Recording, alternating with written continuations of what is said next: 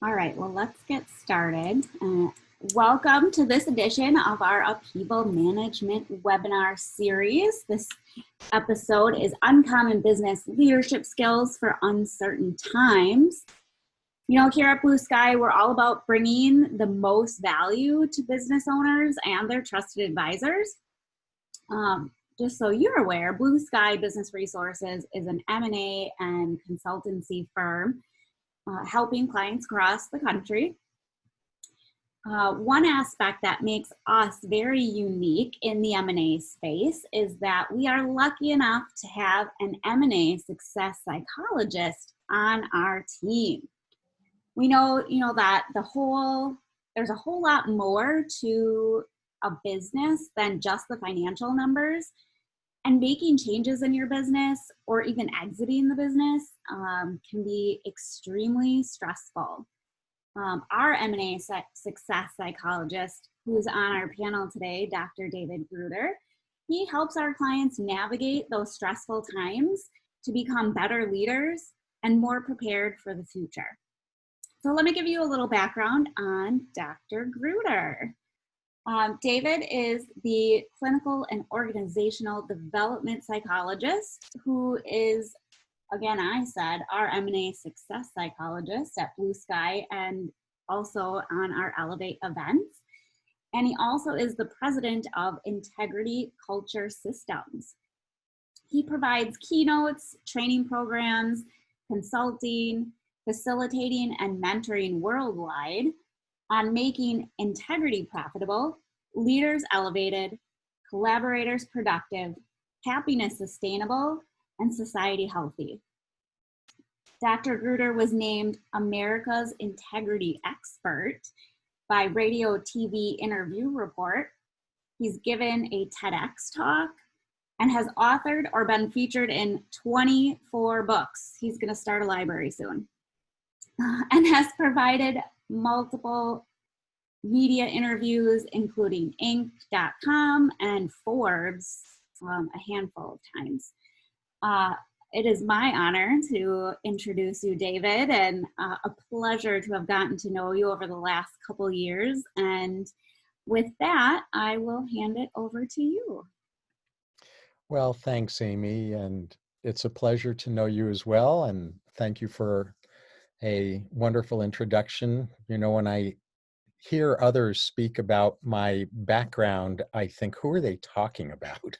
It must be somebody else. Maybe it was my dad, or I don't know who. It's a funny perspective, and I think most people who have been introduced before they've given speeches or presentations have that kind of experience as well. Well, today I am going to be focusing on a way to really do leadership in business during these uncertain times, because it really is necessary, I think, for entrepreneurial leaders, business leaders, and leaders across the board, frankly, in nonprofits and in governance, and in local organizations and community organizations, to re-envision what leader skills are necessary in the quote-unquote new normal, as they're referring to it. Right. And with that, I am going to share a screen. That's the one that I want. Good. And I assume, Amy, you're able to see that, right? Yes, we are all able to see it. Excellent. So, you know, you as a business owner or a C-suite executive, you want your customers to remain loyal so your business remains profitable despite today's unpredictable societal landscape. And you and your executives are scrambling probably to adapt your business so it continues to thrive in the face of what is showing up now in 2020, as we're recording this, as chronic uncertainty.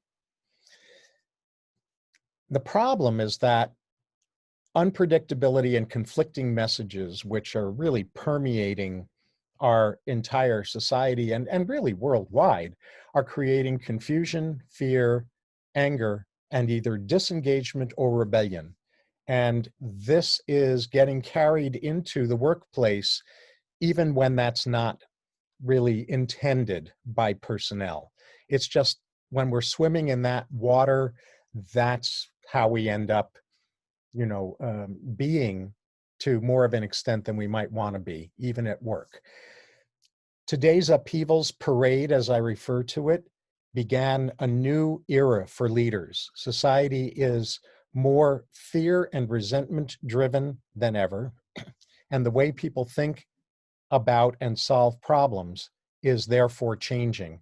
And most leaders aren't up-leveling fast enough to deal with that, mostly because these are new times for most of us. And so it's not yet fully clear what kinds of skills leaders need to draw on and up-level in order to be responsive during these times. So as a leader, you now need new ways to keep yourself centered and your personnel engaged, collaborating, and meeting your customers' needs. So as we open the curtain to this, after giving that context, my premise is that the tail has to stop wagging the dog. The best way to predict the future is to invent it, as Buckminster Fuller so famously said. And so this presentation is about inventing the future of leadership rather than allowing external circumstances to be the boss of what that looks like. Here's what we're going to cover today. We're going to cover the three key needs that it seems to me that personnel now have from business owners and the C-suite. And within those three key needs, we're going to cover three skills in more depth that equip business leaders to meet those needs as our societal upheavals parade continues. I want to give you a little bit of background about me for those of you who aren't familiar with me yet. And where I'm going to jump into my story is with 9/11. I was born and raised in New York City and around New York City, moved out to San Diego in 1975. And I watched the World Trade Centers be built. And when they came down, I happened to be back in New York, assisting my mom, who was still alive at that time. And it was, of course, very traumatic for New Yorkers, for the entire country, for the entire world.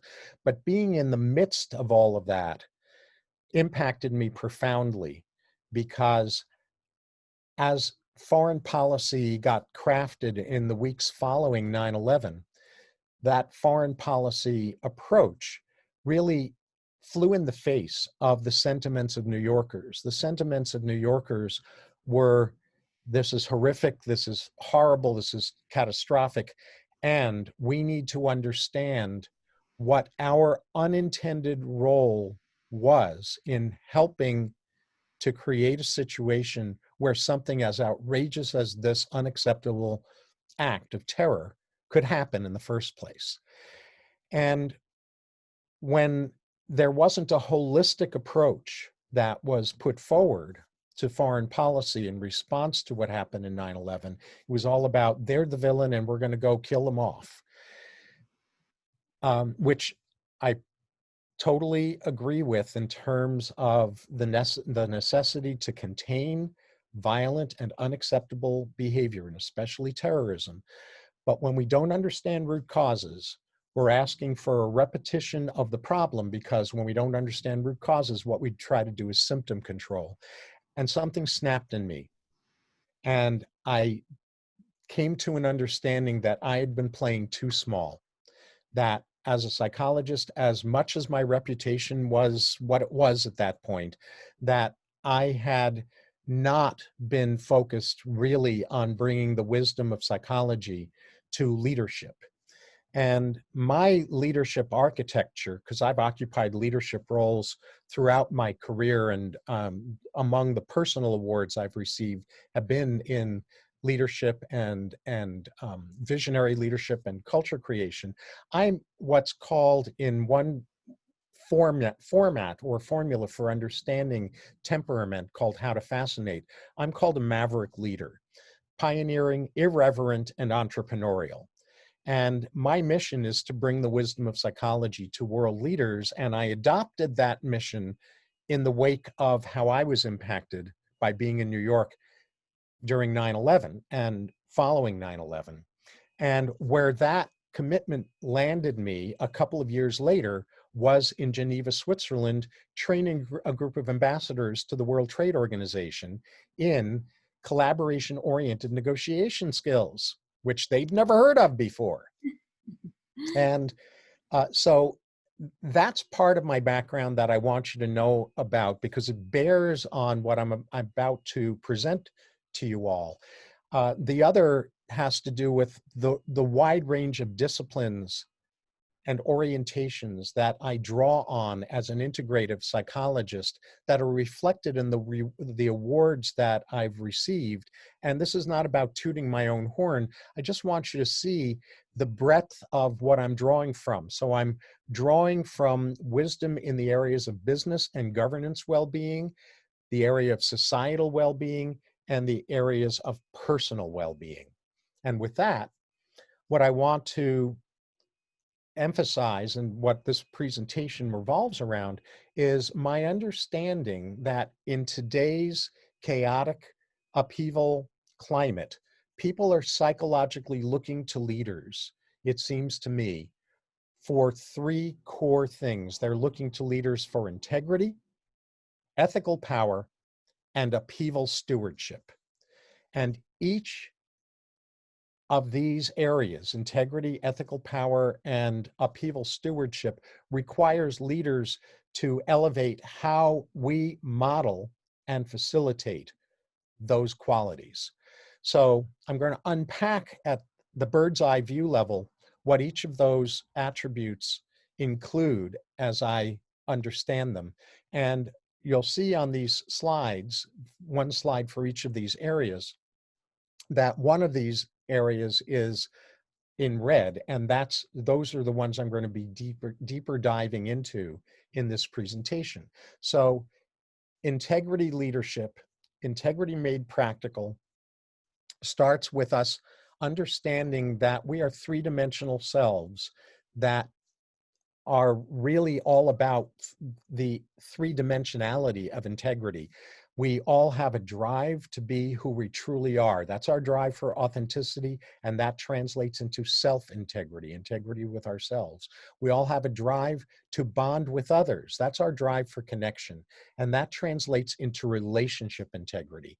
And we all have a drive to influence the world around us. And that's our drive for impact. And that translates into collective integrity, meaning integrity with the groups that we are part of. Citizen integrity being one example of collective integrity.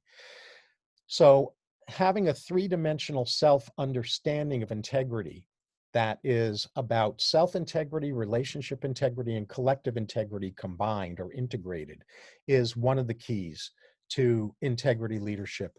A second key is what the field of socially responsible business, corporate social responsibility, has evolved into in more recent years. Now, it's now referred to as ESG.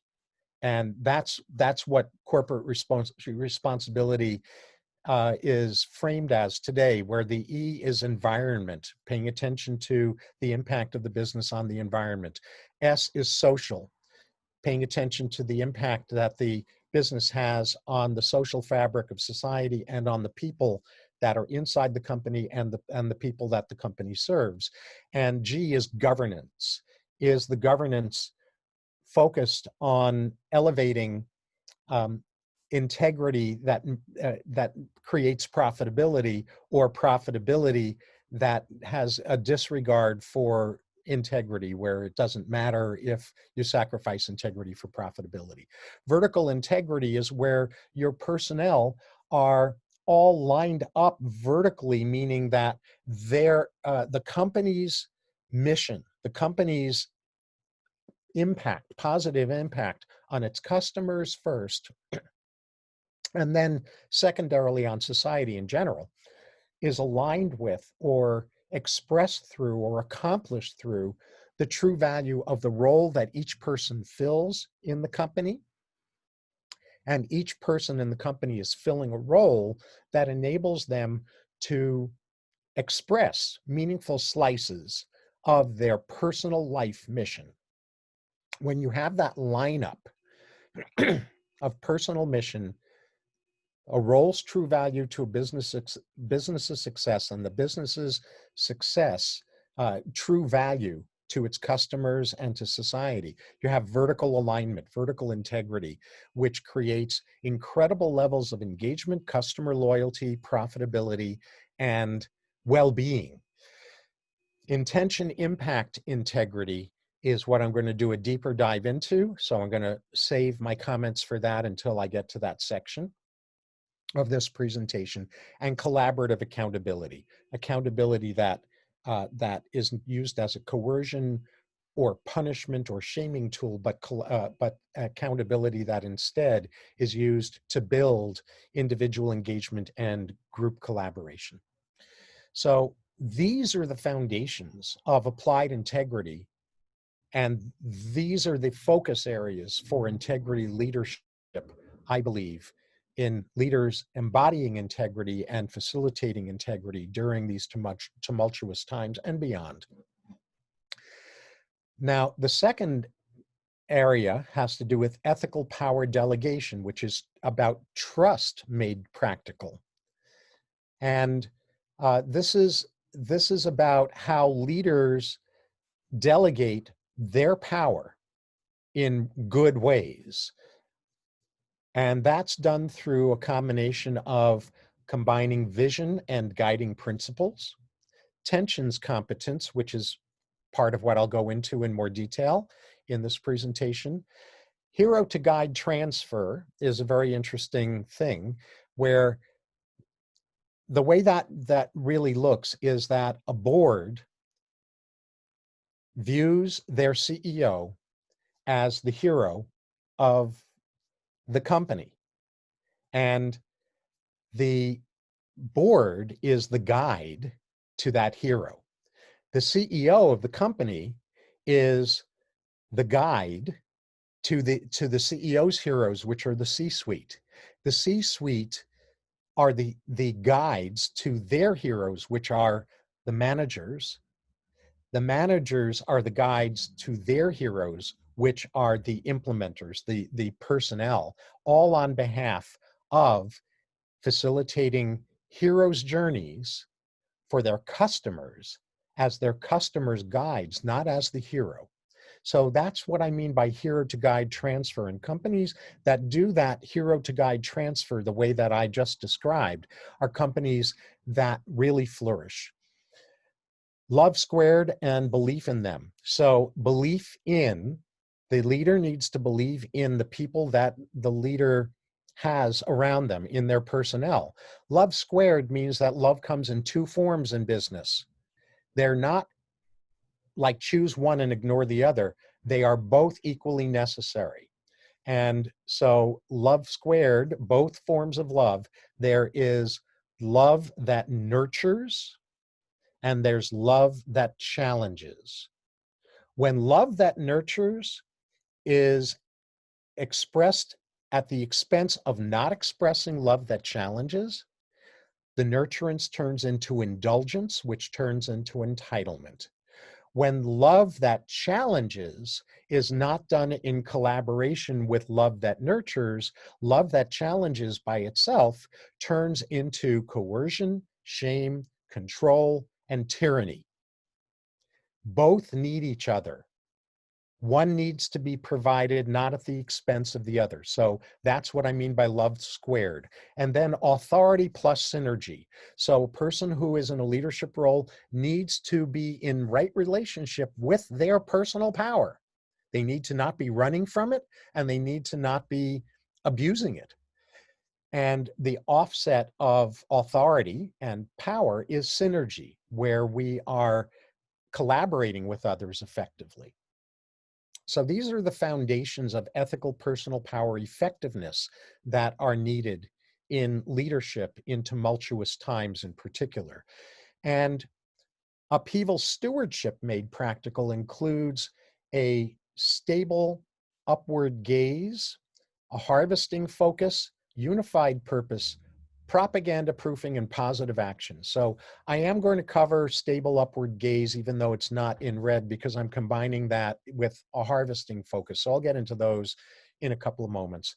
Unified purpose means that we're not at odds with each other, that inside a company, the leader is ensuring that the personnel in the company are not at war with each other, and that they are in collaboration with their customers, not at war with their customers. So unified purpose, propaganda proofing, I'm going to get into a little bit as well, because like it or not, the susceptibility of most people to propaganda right now is at all-time highs, and that susceptibility, as you'll see in a couple of minutes, infiltrates company functioning in bad ways, and a focus on positive action rather than on either sticking one's head in the sand and hoping that the storm will pass, or protesting against what you don't like, which is ineffective if you stop there. Where protest gets to be useful in any situation is when it gives way to clarity and advocacy about what is going to be even more useful instead of what's being protested. So these are the foundations of turning upheavals into advantages. Now let's unpack these, because these three core areas of leadership: integrity, ethical power, and upheaval stewardship, the high leverage modeling and facilitation process that can provide personnel and customers with the core traits that they're now seeking from leaders, rely most importantly on a unifying, harvesting focused vision, on tensions competence, and on impact literacy. And that's what I'm going to deep dive into in the rest of our time together. So a unifying, harvesting focused vision is fostering a stable upward gaze. What do I mean by that? What I mean is illuminating deep gifts in the undesired.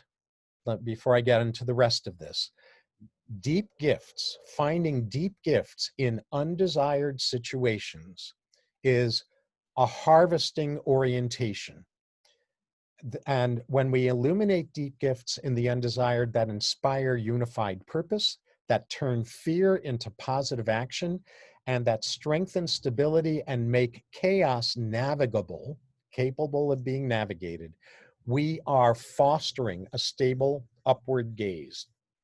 In times of upheaval, in times of chaos, what people look to leaders for is a feeling of stability, a feeling of predictability, a feeling of stewardship. And they're looking for a way to make sense out of the undesired chaos that propels us forward, that turns the undesired into an unexpected gift or blessing. Effective leaders are gifted at transforming unexpected, undesirable, and even unacceptable situations into gifts that move the business forward. They don't start spouting victim speech, victim messaging. They turn fear into positive action, and they don't try to deny that chaos is going on. They give context to chaos so it can be navigated through strengthening stability in the face of chaos and focusing on positive meaning. Let me give you an example of what I mean. Here's a meme that has got it all wrong. Tough situations build strong people. Now that might make sense on the surface, but tough situations are not what build strong people, because tough situations have lots of different impacts on lots of different people. This is an external locus of control mindset where where situations out there are the boss of me. The situation out there is going to build strength in me. No, it's the other way around. It's how I respond to a tough situation that either builds my strength or doesn't. So what's actually accurate is that tough situations offer all of the following opportunities. Tough situations offer the opportunity that I don't recommend to be traumatized and victimized, to reinforce what in psychology is called learned helplessness, this notion that I have no power, that the world does its thing to me, the world and situations and other people are the boss of me. So being traumatized or victimized leads to reinforced learned helplessness and or a sense of entitlement. I've been inflicted upon, and therefore I'm entitled to special treatment. Tough situations offer that kind of opportunity. Like I say, I don't recommend it. Tough situations also offer an opportunity that I also don't recommend, to develop a false or delusional sense of strength, which is about becoming more lizard-brained, meaning that we confuse strength with limbic system reactions in our brain, which are fight, flight, freeze, and faint. Fight is, I'm going to be strong, supposedly, by fighting back, or I'm going to flee, I'm going to run away from the situation, which is just avoidance and denial. Or I'm going to freeze, and freeze is the deer in the headlights, I'm just paralyzed. And faint is I'm going to play possum. I'm going to play as though I'm dead, hoping that if I play dead for long enough, the threat will pass. That's lizard-brained. That's not strength. That is the reptile part of our brain that is the boss of us rather than the thinking part of our brain. So false strength is lizard-brainedness, being calloused, being negative, becoming less spiritually connected, becoming less authentic, becoming less open-hearted, and reinforcing PAD. What does that stand for? Paradigm attachment disorder, rightness addiction. Reinforcing a worldview and a self-view that causes me to believe that I'm right about how wrong everyone else is. So we could use tough situations to develop false strength. What I recommend is using tough situations like the ones we're in right now, to harvest blessings, to find gifts in the unasked for, undesired, and even unacceptable, as I was saying before, that elevate spiritual connection, authenticity, open-heartedness, and our capacity for purpose-filled, positive impact in the case of business, through the business. So tough situations offer all of these opportunities, and we as leaders need to be empowering our people to use tough situations for the third purpose, not the first two. So a unifying, harvesting, focused vision that fosters a stable, upward gaze. My question to you to contemplate inside yourself during and following this presentation is, how will you refocus yourself and your team toward that kind of unifying, harvesting, focused vision inside the company? How will you foster a stable upward gaze in the face of chaos? This is new norm leadership trait number 1. Moving on to new norm leadership trait number 2, tensions competence. What tensions competence is the ability to navigate seemingly either or messages, seemingly conflicting messages. And I refer to it as free responsible problem solving, because from a societal level, our society's well-being and the foundation of the Constitution, the US Constitution, and the Declaration of Independence, and in truth, of all democracy-centered republics around the world, is the blend of personal freedom and self-responsibility and social responsibility. Freedom and responsibility, because freedom without responsibility is narcissism, and responsibility without freedom is tyranny. Problem solving has to be both and, not either or.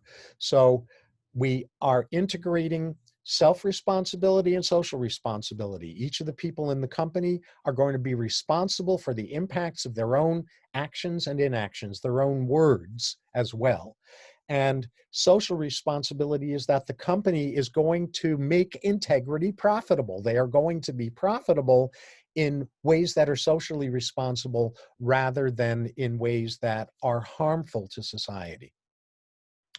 We focus as leaders on core intentions, not positions and postures. When people get into unnecessary and unuseful conflict, it's because they're in a war between surface positions that they're taking, surface solutions that they're advocating. Those positions and postures are not where the action is. Where the action is in problem solving is going underneath the proposed solution, the position that someone's taking, to find out what their noble concerns and noble intentions are. What are the core intentions and concerns that they have that lead them to advocating a particular solution, a particular position? Because when we've gone underneath the surface of posturing and positioning to core intentions, noble concerns and intentions, that's where the magic starts to happen, because then we can start to really usefully empathize with each other, understand each other, and then co-create cause solutions that are both and solutions that address all of the core concerns, core intentions that the group has. That's what gives rise to both and thinking. We are swimming in a society that is living in either or thinking, and leaders of businesses need to be able to model and facilitate the shift from the either or thinking that people are bathed in society into both and thinking that helps companies and, frankly, societies flourish. So I said this earlier, self-sovereignty that serves us all is free responsibility, freedom and responsibility. And I already went over that, so I won't belabor that slide. Synergized problem solving, if you view it as a funnel, where you're heading toward more and more precision, you start with focusing on core intentions, not positions, noble intentions, noble concerns. You combine that with teachability rather than arrogance, where we're open to seeing other parts of a larger picture that we don't see as well as other people do, because we're seeing other parts of the picture more clearly than perhaps other people do. And instead of fighting over whose part of the picture is accurate, having the humility that says, I don't see the whole picture, but I do see this part of the picture perhaps more clearly than others. And what's the part of the picture that you see perhaps more clearly than I do? That kind of teachability rather than arrogance, both and integration. And then out of that, out of core intentions, core concerns, noble intentions, teachability about those, the emphasis, the focus on both and integration, then we select a solution that to the challenge, whatever challenge we're facing, that really addresses all of the different noble concerns and noble intentions. And then we tweak our selection from there. That's the synergized problem solving process that leaders are called upon to embody and facilitate in their people.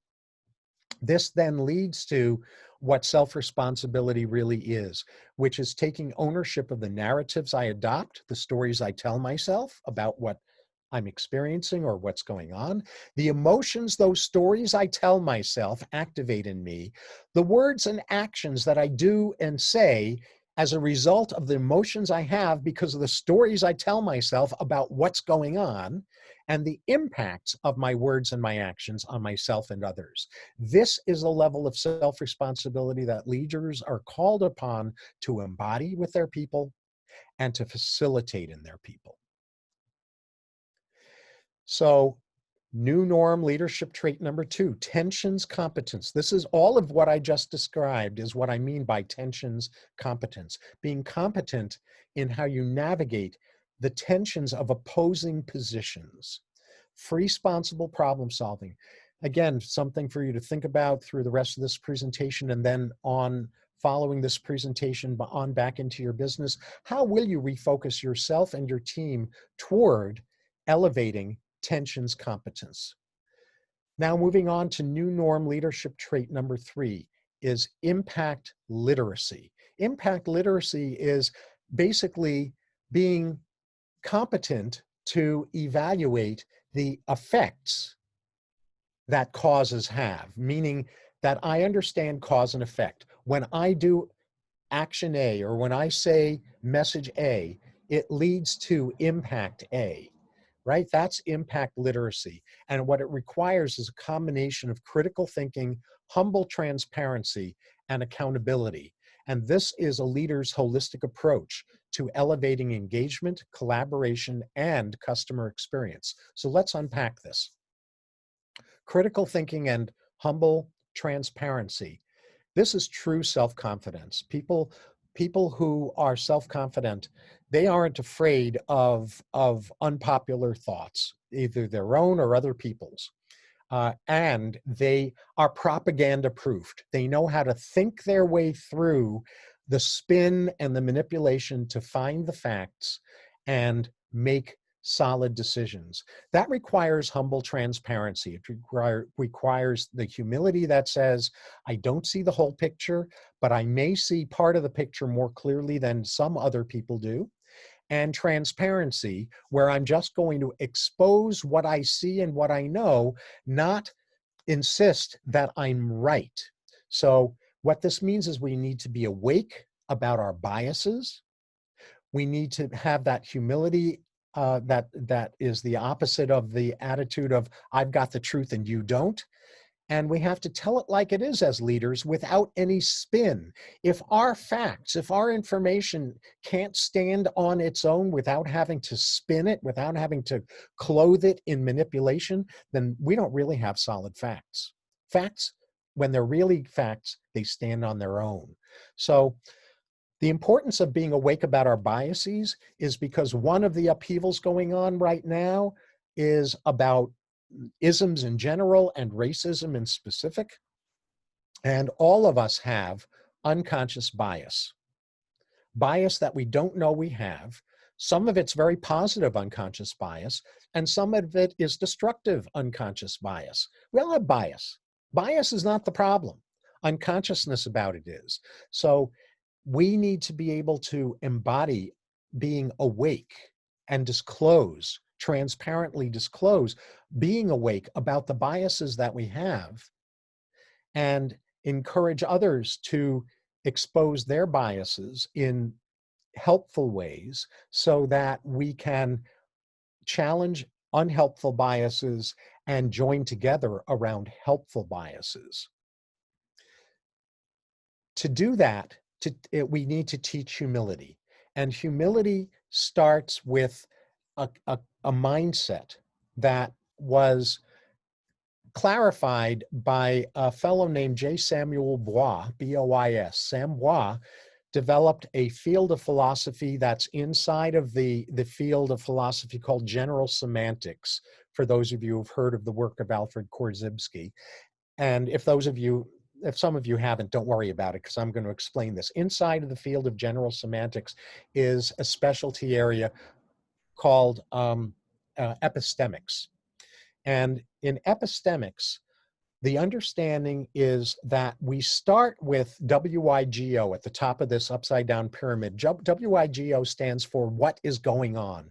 It stands for everything that's going on in life, in the universe. It's about everything. And out of what is going on comes WIBBW, which is what I become busy with. The things I focus on are a small subset of all that's going on. That's not a bad thing. That's a human thing. It's a necessary thing to understand if you're going to embed humility in your company and in your personnel. Out of what is going on, each of us only attends to a small fraction of that. That's what we become busy with. WIBBW, what I become busy with. Out of what I become busy with, I tell myself stories about what that means. I interpret the meaning of the slices of what is going on that I've become busy with. Out of my interpretations, I adopt positions or postures, or I advocate solutions. And out of those solutions, I take certain actions. So when I'm at the level of positions and actions, I am a slice, a small slice of an interpretation of what I've become busy with out of what is going on. When people understand that this is cognitive process, that this is how people think, this is how we invoke humility on the part of our team, that makes productive both and rather than either or problem solving possible. Integrated accountability, I'm not going to go into in a lot of detail because through Blue Sky Elevate, I have a whole continuing education course on this, but I'm just going to touch on it right now because integrated accountability is integrity made practical in business, where we start with commitments that are accountability capable agreements, not just good intentions, but intentions that are worded with such specificity that accountability is measurable. And we then regularly revisit and upgrade our best practices so that we're a learning organization. We're constantly growing and evolving our best practices. When there are collaboration breakdowns or commitment breakdowns, we do processes with each other that don't lead to more wars and more bad feelings, but we repair the breakdowns through commitment completion or collaboration, meaning we figure out how to complete those commitments that didn't get completed and how to handle those situations more effectively in the future than we knew how to this past time around. And when the breakdown is a collaboration breakdown, we figure out how to collaborate more effectively through learning from what the breakdown was teaching us this time around, rather than beating ourselves up and each other up for that breakdown. And our accountability capable agreements are elevated best practices, and the new commitments that we make when we're repairing breakdowns are what we look at when we do performance reviews, plus identifying people's growth edges between now and the next performance review. When all of these aspects of accountability are integrated with each other, magic happens. Higher engagement occurs and greater collaboration results. This is massively missing in a society that has entitlement disorder in rampant kinds of ways, where people don't understand their impact. They don't have impact literacy. They think that the positive things they do have no real impact, so who cares?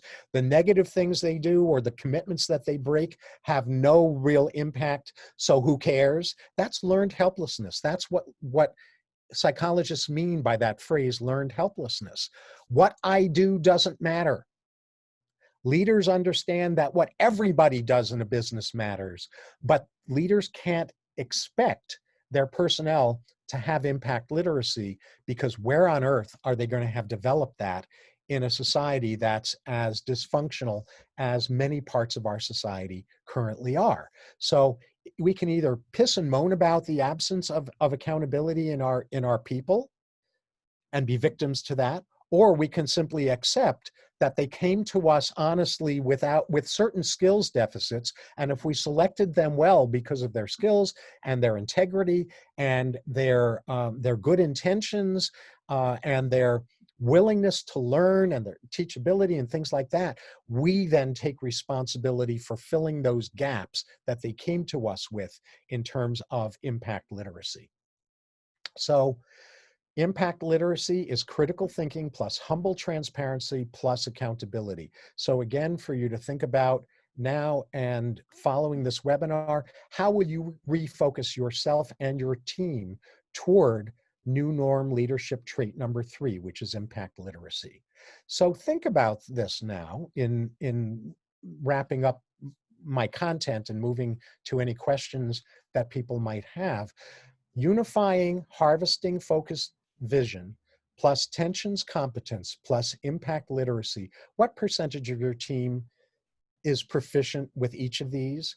And how will you up-level their capacities in these areas? And with that, I want to open this up before I do my closing slides. I want to open this up to Q&A. So I'm going to stop sharing screen and find out if we've got some questions or comments. Amy, can you help me with that? I do not see anything in the Q&A right now, David. Got it. So now that I'm opening this up to Q&A, if you want to either raise your hand for Amy to spot you or to post a message question in the chat box, I'll give you a couple of moments to make yourself known. I want to find out if this is making sense to you. If you're seeing more clearly what you can do as a leader to up-level your business's functioning and your personnel's functioning during these crazy times of upheaval, where it's one upheaval after the next. Are you clearer now about the qualities of leadership, the traits, the attributes of leadership that are particularly necessary during these times of upheaval? You know, David, we have had a handful of clients that during these times pivoted and started doing things that maybe more so benefited the community really than the company. But in turn, they still remained pretty profitable. They did lose some revenue, but the goal of the company pivoting was to help make masks and help the society around them. And it kind of started trending for them, and they were getting special requests for special masks. So I really like that you pointed that out. Perfect. That's a great example of harvesting, of looking at a dilemma that could threaten the company if the company had this external locus of control where outer situations were the boss of them, and they turned it around and they said, okay, here's the need out in society that we can retool ourselves to meet in ways that are going to keep us afloat financially and serve society simultaneously. You know, John Cunningham has put in a couple of comments. He says, once trust is broken, when it is redeemable, and when is it redeemable, and when is it irredeemable? And I'll get to that in a second, John. I just want to read your other comment or question first. I guess a train crash is also a teachable moment with a deep gift to be processed too. Yes, there is no such thing as an undesired or even unacceptable life situation that doesn't have the seeds of gifts inside it that are meant to ultimately be harvested. Maybe not in the moment, and certainly not in the moment of initial shock or initial grief if something horrific has happened. You go through your shock, you go through your grief first, but ultimately the attention has to turn to the question of what are the gifts that can be harvested from this. Going back to your first question, John, once trust is broken, when is it redeemable and when is it irredeemable? This has to do with collaborative disengagement, which I do cover in the accountability class, but let me touch on it momentarily right now. So first of all, there is a big problem with the word trust, because trust, you know, the old saying that Ronald Reagan made popular, trust but verify. I actually don't think that goes far enough. Build trust through verification. Trust is not is earned. It's not just automatic. Do I want to approach people with a positive perspective, which is really what I think Reagan meant? Yes, of course I want to approach people with a positive perspective, but positive perspective is not trust. Trust comes through noticing that the actions people do are aligned with the commitments that they've made. What accountability really is, if I break it into, or if I state it as a single run-on sentence that I'll have to unpack. It's taking responsibility for the impacts that the choices I make about how I spend my life energy have on those to whom I've made commitments. So accountability starts with taking responsibility. It starts with personal responsibility, taking responsibility for the impacts. So I'm not just simply taking responsibility for my words and impacts, words and actions rather. I'm taking responsibility for understanding whether my words and actions line up with my good intentions or bring about results that are different from my good intentions. So that when I discover that there's a disconnect between my good intentions and my impact, I repair the impact. I bring my impacts back in line with my good intentions. So when trust is broken, what I always look at is how teachable is that person who broke the trust? How teachable are they about discovering what their unintended role in the breakdown was, and more importantly, about what commitments they're going to make about handling future similar situations in the future more effectively than they knew how to do this time around. And the other people around the person who broke the agreement, are they willing to do some soul searching to look for whatever they may have unintentionally contributed to that breakdown, that broken trust in the first place, such as confusing good intentions with accountability capable commitments?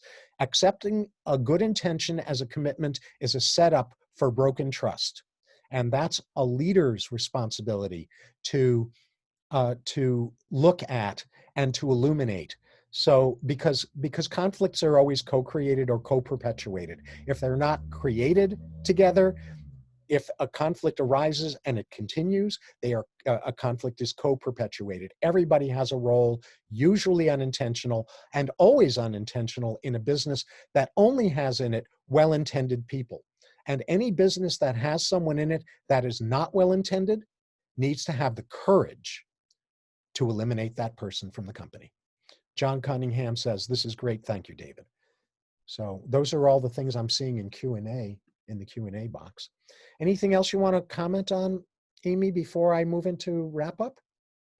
I think this is all great information that you've been putting together, David. And I know, we are recording today, so we will send out the replay if you want to go back and revisit the individual sections that David has talked about. Because as he mentioned, it's a lot of information to take in and digest. Yes. But great information.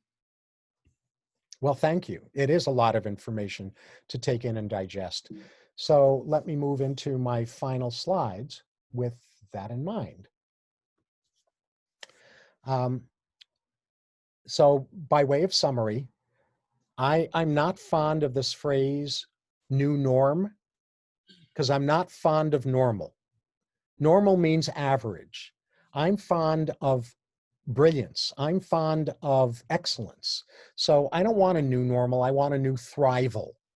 So new thrival leadership is about what I've been focusing on today, at least from my perspective. Few leaders have sufficiently developed these three key high leverage leader traits: unifying, harvesting focused vision, tensions, competence, and impact literacy, that make integrity, ethical use of power, and upheaval stewardship possible.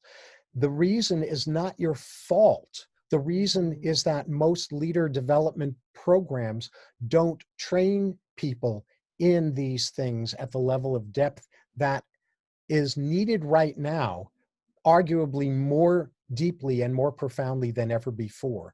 So it's not your fault that you don't have these areas sufficiently developed. It's totally understandable. Now is the time to up-level these three key high leverage leader traits. Make a priority of becoming one of these leaders who has sufficiently developed these traits.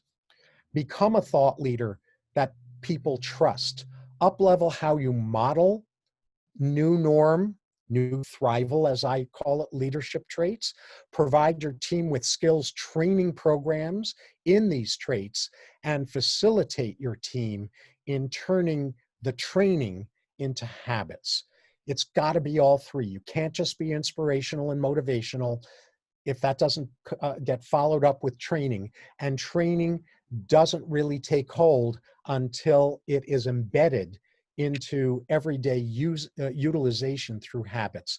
You've got to have all three of those components in order for the magic to work. So I'm available to you to assist with new thrival leadership and psychological aspects of business success. And Amy, I think I'd like you to bring it home by telling our viewers what opportunity we want to offer to them as a next step here. Yeah, absolutely. So Blue Sky has a key opportunity assessment that you can download our survey and answer all the questions to that and send it back to us, and we will evaluate that, put it in a report, and sit down with you and go through the different categories. I believe there's 6 or 7, don't quote me on that, but it's one of the two. Different areas that we look into: your people, your data, your communication, and we can show you where you recognize that you're sitting at now and what that gap or that opportunity gap is that could elevate your company and bring it more success, more value, and help. Essentially, it's helping you identify what those opportunity gaps are. And if you go to our website, it's right. Oh, I'll share my screen and I'll show you the website. Right at the bottom there, you see blueskyadvisors.net/free key opportunity assessment. That is where you can download the form. And then it does have our admin email. You can email it right back to. And with that, we will also give you Dr. Gruder's slides from today. So again, like I said before, you can go back, review the information, and take it all in. Beautiful. Yes, please make use of this. It's an amazing assessment that is going to help you clarify where your opportunities are, where your growth edges are, and the extra bonus if you submit, if you fill out and provide your assessment to Blue Sky, is you'll get the slide deck from this presentation. Yes. Well, and with that, David, I would like to say thank you so much for putting on this webinar today. I know I learned a lot going through it, and hearing other things that you've said, what we have going on and what's going on around us. So many things and thoughts clicking together. Oh, that makes sense. And parts of it I'm doing right now and parts of it I'm not. And now I know I can work on that. I got a lot of great info out of it. And I'm sure our attendees did as well. So thank you, David. I'm so glad, and you're most welcome, and your hope is my hope as well. All right. Everybody have a great afternoon, and thank you for joining us today.